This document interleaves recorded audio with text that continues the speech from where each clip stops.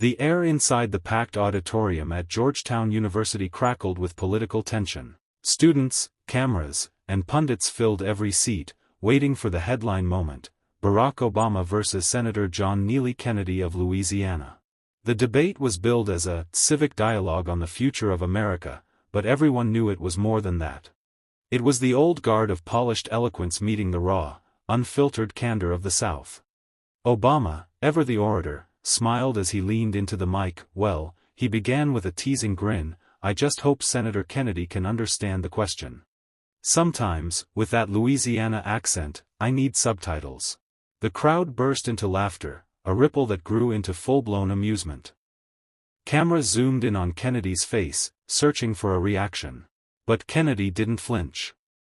He sat perfectly still, hands folded, eyes steady.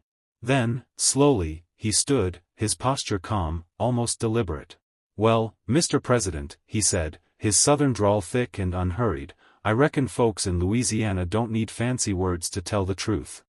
We just say it plain, so nobody misses it. The laughter died immediately. Kennedy's tone was velvet over steel, polite but razor-sharp. The tension in the room shifted. Obama's smile faltered for a split second, the cameras catching the flicker. Kennedy leaned forward just slightly, voice cutting through the air like a sermon with teeth. Now, if the truth sounds strange to you, sir, maybe it ain't the accent that's the problem. Gasps rippled through the hall. The audience went silent, the kind of silence that happens when power changes hands mid-sentence. Obama tried to recover, but Kennedy wasn't finished. He smiled faintly, the kind of smile that didn't reach his eyes.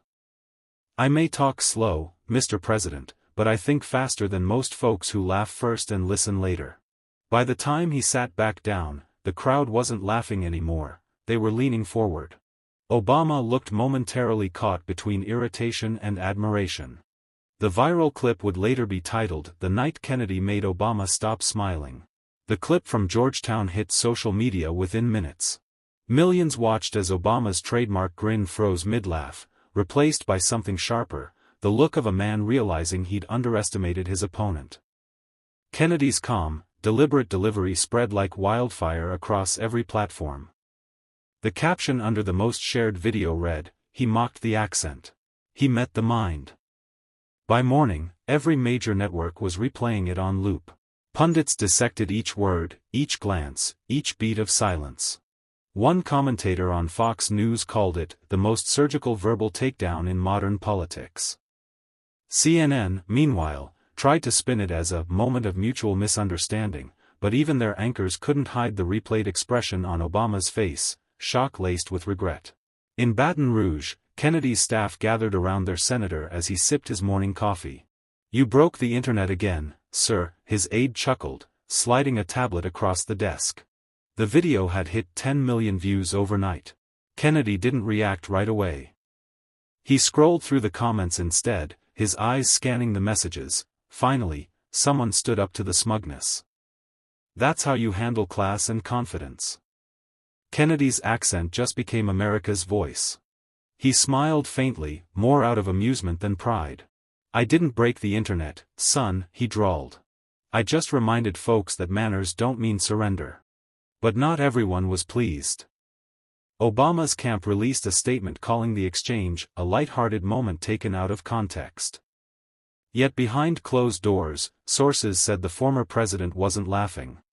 Reports leaked that his team wanted to neutralize Kennedy's narrative before it defined him. Too late. The senator's words had already become a rallying cry, a symbol of grit, humility, and quiet defiance. Kennedy hadn't just defended his accent, he'd defended an entire way of life that Washington had long sneered at. And America was listening. By the second day, what had started as a debate quip had turned into a national reckoning. The hashtag #SpeakLikeKennedy was trending across every platform. People from the South, Midwest, and small towns across America posted videos mimicking Kennedy's slow, deliberate cadence. Not in mockery, but in pride. "We talk like this," one farmer said in a viral clip, "because we think before we speak." Cable networks couldn't get enough. Every panel discussion had "Kennedy versus Obama" plastered across the screen like a heavyweight bout. Late-night hosts joked about it, but even they couldn't resist replaying Kennedy's final line, "If the truth sounds strange to you, sir, maybe it ain't the accent that's the problem." The quote became a meme, a t-shirt slogan, even a bumper sticker. But for Kennedy, the spotlight wasn't the point, it was the principle. Sitting in his Senate office, he told his communications director, "They can laugh at how I talk all they want. But as long as I speak for the people who don't get invited to those fancy cocktail hours, I'll sleep just fine." Meanwhile, Obama's allies scrambled. Several political commentators sympathetic to the former president went on air trying to downplay the exchange. One claimed, Kennedy's playing identity politics from the other side. But the argument backfired. Voters didn't see it as politics, they saw it as respect for the plain-spoken and overlooked. Even Kennedy's opponents admitted he'd struck a chord. A Washington Post columnist reluctantly wrote, "Kennedy didn't just win the moment, he captured something deeper, the fatigue of a country tired of being talked down to." The senator wasn't celebrating. He was thinking about what this moment meant, and what came next. Because when the fire of truth spreads this fast, someone always tries to put it out. By midweek, the White House couldn't ignore the uproar any longer. Reporters peppered the press secretary with questions. Does the president regret his comments toward Senator Kennedy? The response was stiff, a polished attempt to bury the issue. President Obama has great respect for all members of Congress, the spokesperson said. Any suggestion otherwise is being taken out of context. But the damage was done. The phrase, "taken out of context," only fanned the flames. Kennedy's supporters flooded social media with clips, memes, and reaction videos. One viral edit played the moment in slow motion, with the caption, "The second Obama realized he picked the wrong Southerner." Kennedy himself remained calm through it all. During a brief interview outside the Capitol, a journalist asked if he planned to issue a statement. He stopped, adjusted his glasses, and said, "Son, I don't need to explain a man's laugh when the whole country already heard it." That line detonated online. Within hours, it became the quote of the week, clipped, shared, remixed into music videos, even turned into a TikTok trend where users lip-synced it to dramatic background music. The commentariat didn't know what to do with him. Kennedy wasn't angry, defensive, or political. He was authentic, and that was far more dangerous to his opponents. Behind the scenes, Obama's advisors debated strategy.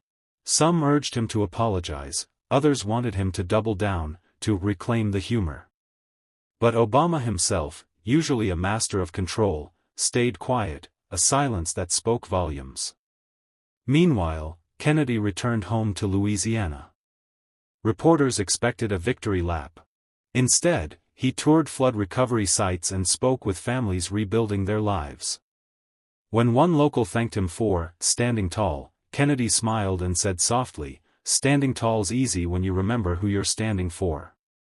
That clip would become the next viral hit, not because it was loud, but because it was true. By Friday, Kennedy's words were echoing across America.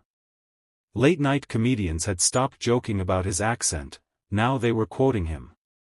Editorial headlines read like confessionals, "Kennedy said what millions were thinking." Meanwhile, Obama's silence stretched on, each passing day feeling heavier than the last. Inside political circles, whispers grew louder. Advisors from both parties admitted privately that Kennedy had done something rare, he'd turned authenticity into a weapon. The D.C. press corps called it the Kennedy effect. No shouting, no theatrics, no rehearsed outrage. Just calm conviction wrapped in a drawl that disarmed before it cut. That weekend, Kennedy appeared on a Sunday morning talk show. The host, expecting the usual banter, leaned forward and asked, "Senator, do you think the president owes you an apology?" Kennedy chuckled, shaking his head. "No, ma'am. I think he owes one to the folks who believed in him, the ones who thought he stood for respect, not ridicule." The studio fell silent. Even the host blinked, unsure whether to speak. Kennedy continued, his tone as steady as a sermon, "You see, in this country, we can disagree without looking down on each other. When we start confusing manners with weakness, we're headed for trouble." That quote went everywhere. Commentators called it a masterclass in grace under fire. Online, Americans across party lines shared the clip with captions like, "This is leadership" and, finally, "a voice with backbone." Back in Louisiana, Kennedy's team began fielding invitations from major outlets and event organizers. But the senator wasn't interested in fame, he was thinking about how easily one man's mockery had exposed a deeper truth about the country's divide. The laugh that started it all had turned into a mirror, and America didn't like what it saw. Monday morning, Obama finally broke his silence. During a scheduled town hall in Chicago, a reporter couldn't resist asking the question everyone wanted answered: "Do you regret mocking Senator Kennedy's accent?" Obama smirked faintly, the kind of polished expression that once charmed crowds. "Well," he said, "I think Senator Kennedy and I simply have different ways of communicating." He paused for effect, then added with a rehearsed chuckle, "Some folks use poetry. Others prefer, well, country music." The audience laughed politely, but it wasn't the same as before. The charm had worn thin. The joke landed flat. Within hours, Kennedy's team was bombarded with calls from every major network asking for a response. But the senator stayed quiet. He was at a small-town diner in Lafayette, sipping sweet tea with a group of veterans. A young reporter tracked him down and asked, "Senator, any comment on the president's remarks this morning?" Kennedy didn't even look up from his glass. "Well," he said slowly, "if you've got time to mock, you probably ain't got much left to say." The diner went silent. A few seconds later, the room erupted in laughter, not cruel laughter, but proud, knowing laughter. Someone at the next table muttered, "That's why we love this man." The line went viral before Kennedy even got back to Washington. It was clipped, subtitled, and posted under a new trending hashtag Kennedy Line of the Day. That evening, cable news pundits replayed the clip over and over, calling it Southern wisdom meets political mastery. Kennedy hadn't just answered Obama, he'd defused him. No anger, no insults, just plain truth delivered with the weight of decency. And that, ironically, was what made it lethal. By Tuesday, the narrative had flipped entirely. What began as a joke about a Southern accent had become a full-blown cultural moment, one that no PR team could spin away. Major outlets were running think pieces titled "Kennedy's Civility Revolution" and "How One Senator Redefined Respect." In Washington, whispers turned into panic among Democratic strategists. "He's out-framing us," one advisor said during a private meeting. "Every time he speaks, it sounds like common sense." Another added bitterly, "That's the problem, he doesn't sound like a politician." That night, Kennedy appeared on a live interview with a national news anchor who pressed him hard, "Senator, some critics say your responses to President Obama are more about performance than principle. How do you answer that?" Kennedy didn't blink. "Ma'am," he said calmly, "if telling the truth is a performance, then maybe Washington's forgotten what honesty looks like." The anchor froze. That line was pure headline gold. Within minutes, it was trending across platforms. Commentators from both sides couldn't help but acknowledge it. Kennedy's tone wasn't performative, it was personal. Behind the scenes, Obama's team tried to rally. They released an op-ed defending the former president's light-hearted sense of humor and accusing Kennedy of turning a moment of levity into division. But it backfired. Comment sections filled with responses like, "No, Senator Kennedy turned mockery into accountability." By morning, Kennedy's words were being quoted on talk radio across the country. His Southern phrasing, once mocked, had become a kind of national mirror. He wasn't angry. He wasn't loud. He was simply right. Even those who disagreed with him admitted it privately. Kennedy hadn't just won an argument. He'd won back something Washington had forgotten, dignity with teeth. The following week, Kennedy returned to Capitol Hill for a bipartisan committee hearing on ethics reform, a dull event that suddenly became must-watch television. The press packed the room, half expecting fireworks. What they got instead was something colder, sharper, a reckoning. Halfway through the hearing, a Democratic senator tried to take a jab. "Senator Kennedy," he said with a smirk, "since you've become America's latest expert on dignity, maybe you'd like to define it for the rest of us." A few muffled laughs spread through the chamber. Kennedy didn't smile. He adjusted his glasses, leaned into the mic, and said, "I'll try, Senator. Dignity's what you show when someone mocks you, and you don't have to mock 'em back." The room froze. Cameras zoomed in. He continued, voice steady as stone. "Dignity's not wearin' a fancy suit or speakin' with the right accent. It's lookin' a man in the eye, tellin' him the truth, and not needin' a consultant to remind you what that sounds like." A ripple of murmurs swept the room, not outrage, but awe. Even some of his critics looked down, unwilling to meet his gaze. Then, from the back of the chamber, a few faint claps started. Within seconds, they spread. Slow, deliberate applause that filled the Senate hearing room like thunder rolling across open fields. Every network cut in live. Commentators scrambled for words. CNN called it a moment of moral clarity. Fox News dubbed it Kennedy's quiet revolution. For once, both sides agreed, it wasn't about politics anymore. It was about respect, something so rare in Washington that when it finally appeared, the whole city went still. And in that stillness, Senator Kennedy looked up, gave a small nod, and said softly, "Now, if we're done applaudin', let's get back to work." The applause only grew louder. By that evening, clips of Kennedy's Senate moment dominated every screen in America. News anchors, talk show hosts, even comedians dropped their usual partisan angles. It wasn't just a political event anymore, it had become a cultural one. One late-night host summed it up best: Kennedy didn't shout. He didn't grandstand. He just stood there, and suddenly, everyone remembered what leadership used to sound like. Across the country, polls reflected a shocking reality. Kennedy's approval ratings had skyrocketed overnight, not just among conservatives but independents and even disillusioned Democrats. The numbers weren't about party, they were about tone, a hunger for decency that had gone missing for too long. Meanwhile, Obama's team stayed silent.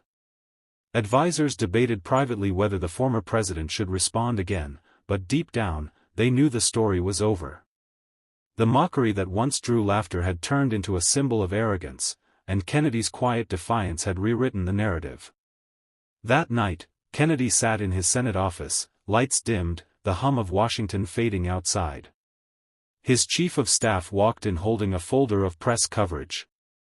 "Sir, you're being called the last gentleman in politics," he said with a half-smile.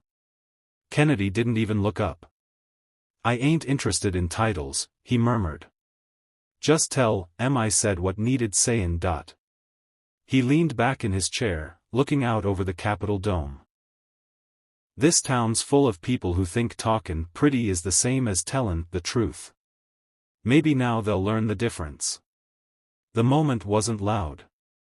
It wasn't viral fireworks anymore. It was something stronger, a quiet reclaiming of respect in a city that had forgotten how to give it. And from coast to coast, millions of Americans, regardless of party, nodded and whispered, "Finally." Days later, Kennedy stood before a packed audience at the Jefferson Forum in Virginia, a crowd that had come expecting fireworks, but left witnessing history. The event's moderator asked one final question that hung heavy in the air.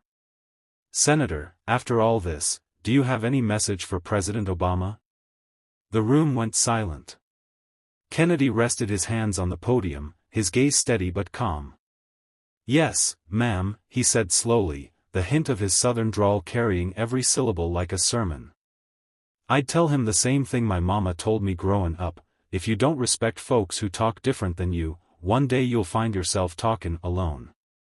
The audience erupted, not in wild cheering, but in that deep, standing applause that comes from understanding, not excitement. Cameras flashed. Commentators' pens froze mid-sentence. The moment wasn't scripted, it was truth, raw and deliberate. He continued, his voice lowering but somehow louder than ever, "You see, America ain't made strong by perfect talkers. It's made strong by honest doers. You don't have to sound like me, and I don't have to sound like you, but we damn sure better mean what we say."